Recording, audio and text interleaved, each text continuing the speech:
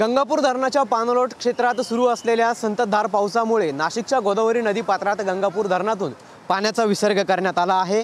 पुन्हा काल 3944 क्युसेक इतक्या वेगाने धरणातून पाण्याचा नदी पात्रामध्ये विसर्ग करण्यात आला आहे आणि त्यामुळे गोदावरी नदीच्या पाणी पातळीमध्ये वाढ झाली आहे।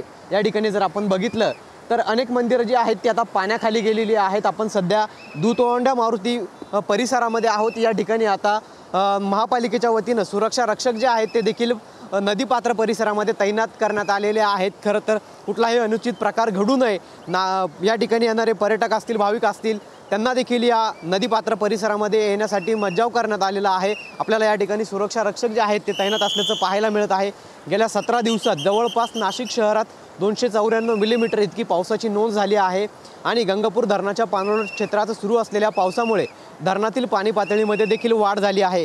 त्यामुळे आणखीन मोठ्या प्रमाणात पाऊस होऊ शकतो अशी शक्यता लक्षात घेत प्रशासनाच्या वतीने आता सध्या गंगापूर धरणातून नाशिकच्या गोदावरी नदी पात्रामध्ये पाण्याचा विसर्ग करण्यात आल्याचं आपल्याला या ठिकाणी बघायला मिळत आहे। आपण सध्या ही नाशिकच्या दुतोंड्या मारुती परिसरातील दृश्य पाहत आहोत। खरं तर दुतोंड्या मारुतीला पुराचे इंडिकेटर म्हणून समजलं जातं आणि आता त्या दुतोंड्या मारुतीच्या देखील गुडघ्यापर्यंत आपल्याला पाणी आल्याचं एकंदरीतच या ठिकाणी बघायला मिळत आहे।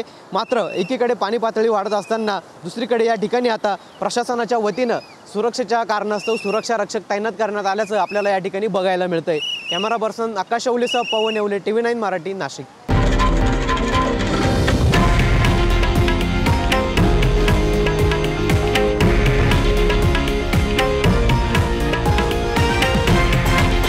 हे आहे देशातील नंबर 1 न्यूज नेटवर्क आणि आपण पाहत आहात TV9 मराठी, एकमेव।